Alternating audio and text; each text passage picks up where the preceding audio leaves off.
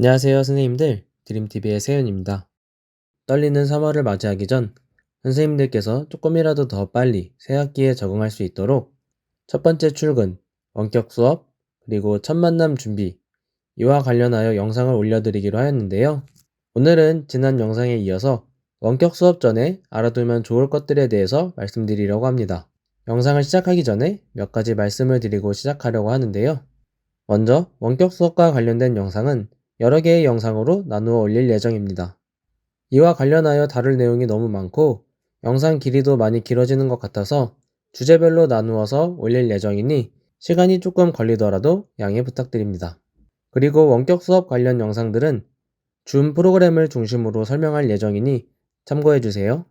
제가 근무하고 있는 학교에서는 이 줌 프로그램을 활용하여 실시간 수업을 진행하고 있는데 그나마 잘 아는 프로그램으로 설명을 드리는 것이 맞는 것 같아서 줌을 중심으로 준비해보았습니다.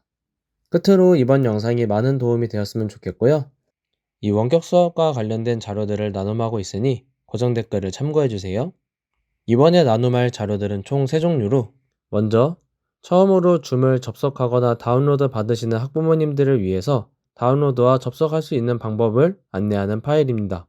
PC로 접속하는 가정과 스마트폰으로 접속하는 가정 모두 각각 다르게 방법을 설명하였고 혹시라도 선생님들께서 수정할 수 있어서 PDF 파일과 더불어서 PPT 파일도 함께 첨부하였습니다. 다음으로 학생들이 줌 회의에 들어오는 동안 먼저 들어온 학생들이 화면을 켜고 닉네임을 자신의 이름으로 변경하는 등 수업 파일 준비를 할 수 있도록 안내하는 파일과 이 안에 수업 시작 전에 학생들이 자신의 기분을 표현하는 수업 분위기 조성 활동을 함께 첨부했습니다.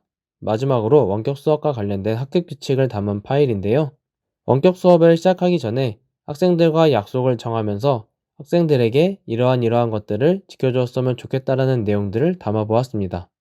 제가 직접 만든 자료이기 때문에 엄청난 퀄리티의 자료는 아니지만 굉장히 바쁜 새 학기를 준비하는 지금 시기에 선생님께서 조금이나마 부담을 줄이는 데 도움이 되었으면 좋겠습니다. 혹시라도 궁금한 점이 있다면 댓글로 편하게 질문해 주세요. 저희가 아는 선에서 최대한 답변 드릴 수 있도록 노력하겠습니다. 그러면 영상 시작하겠습니다. 첫 번째 주제는 기본이라고 할 수 있는 줌 회의와 관련된 여러 가지 설정들인데요. 개인적으로 제가 수업을 진행하면서 학생들이 들어오기 전에 방을 어떤 식으로 세팅하였는지 말씀드리려고 합니다. 먼저 소회의실 기능 활성화인데요. 아무래도 온라인 수업의 특성상 학생들이 개인 과제를 혼자서 해결하는 경우가 굉장히 많았는데요. 이 소회의실 기능을 활용하니 학생들이 서로 협력하여 과제도 해결하고 많은 친구들과 의사소통을 할 수 있는 기회를 제공할 수 있어서 온라인 수업의 한계를 조금 극복하는 데 도움이 되었던 기능입니다. 여기 빨간색 네모로 표시된 것이 소회의실 메뉴입니다. 그런데 아마 처음 줌을 켜시는 분들에게는 이 소회의실 메뉴가 보이지 않을 수도 있을 거예요. 이 소회의실 메뉴는 줌.us 사이트에 접속하여 설정에서 활성화시켜 주어야 이 메뉴가 추가되는데요. 줌.us 사이트에 들어가서 로그인을 하시면 아마 이런 화면이 나올 거예요. 이 화면에서 개인이라고 되어 있는 항목 아래에 보면 설정이라는 항목이 보이는데요.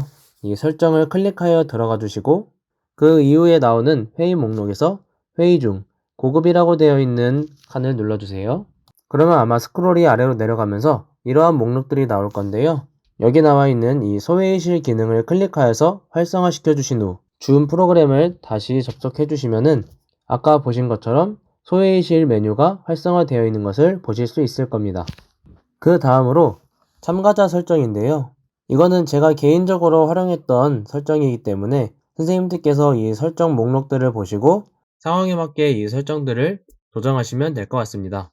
먼저 마우스를 아래로 내리시면 아까처럼 이 메뉴 목록이 나오는데요. 참가자를 누르시면 오른쪽에 이러한 화면이 나올 거예요.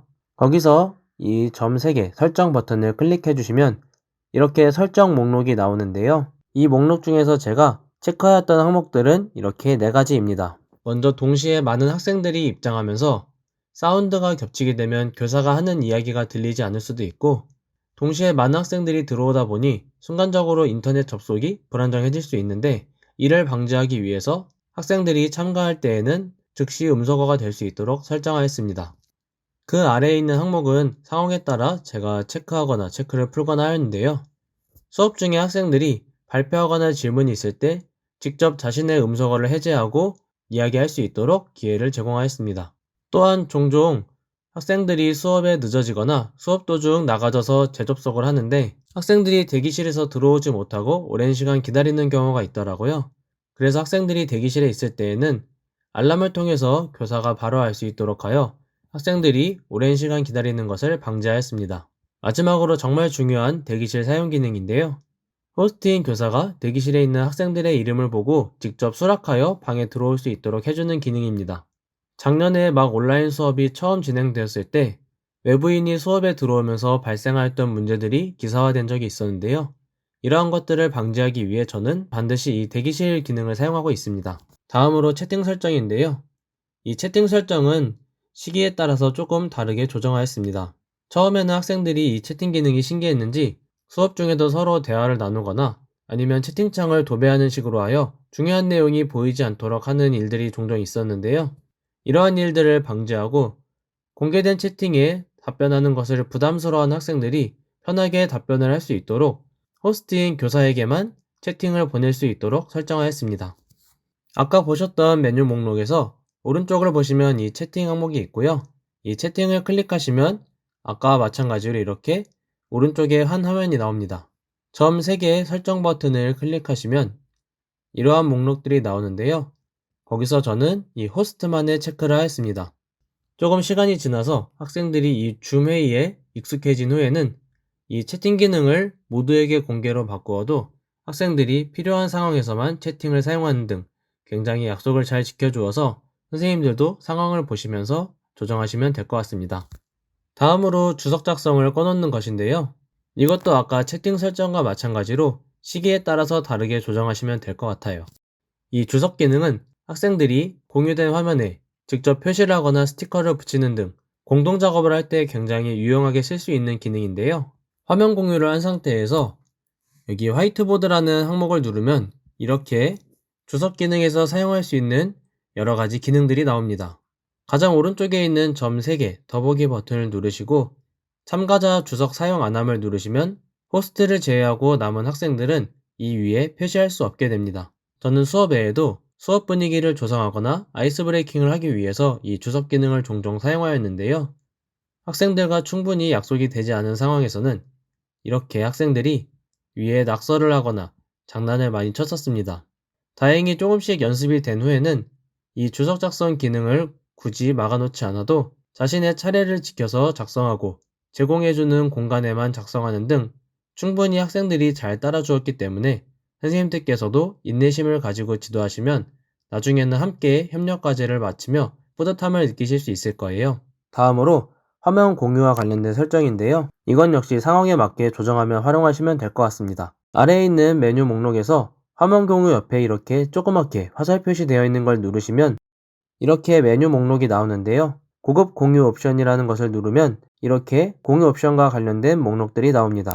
제가 자주 사용하는 기능은 이 3개 중에 가운데에 있는 것인데요. 학생들이 자신이 만든 작품을 발표할 때에만 모든 참가자로 바꾸어 주어 학생들이 자신의 화면을 공유할 수 있도록 해주고 평소에는 교사만 공유할 수 있도록 하여 혹시라도 학생들이 장난치는 상황을 조기에 방지하였습니다. 물론 나중에는 학생들이 이 줌메일을 충분히 사용하고 연습이 되면서 약속을 잘 지키기 때문에 이 기능도 상황에 따라서 잘 조정하여 사용하시면 될 것 같습니다. 마지막으로 정말 사소한 것 같지만 꽤 중요한 줌 업데이트 확인인데요. 이 줌이 꽤 유용한 기능들이 많긴 하지만 자동으로 업데이트를 해주지 않아서 최신 업데이트된 기능들을 잘 모르고 사용하지 못하는 경우가 있었어요. 그래서 이 업데이트를 주기적으로 확인하며 직접 해두셔야 되는데요. 줌 프로그램을 처음 접속했을 때 나오는 이 화면에서 오른쪽 상단에 있는 이 동그라미 버튼을 누르시면 이렇게 설정 버튼이 나옵니다. 그 아래에 있는 업데이트 확인 버튼을 누르시면 업데이트가 진행이 되고요. 그 후에 줌 프로그램을 다시 실행해 주시면 업데이트된 기능들이 자동으로 적용이 되어 있을 거예요. 오늘은 이렇게 줌 사용과 관련하여 기본적으로 제가 어떻게 세팅하고 수업을 진행하는지 말씀드렸는데요. 다음 영상에서는 본격적으로 이 줌을 활용하여 수업을 진행할 때 어떤 것들을 유의하면 좋을지, 그리고 어떠한 방식으로 수업을 진행하였는지 등 조금 더 실질적이고 유용한 영상을 준비하여 곧 올리도록 하겠습니다. 이제 새학기 시작이 며칠 남지 않았는데요. 아마 대부분 지역에서는 원격 수업을 준비하시느라 정신이 없으실 거예요. 저도 처음으로 이 줌을 활용하여 실시간 수업을 진행할 때 굉장히 많이 긴장되었는데 선생님들께서 그러한 어려움이 없도록 남은 영상들도 최대한 빠르게 준비하여 올려보겠습니다. 선생님들 남은 기간 동안 새학기 준비 잘 하시고 그럼 다음 영상에서 다시 인사드리겠습니다. 감사합니다.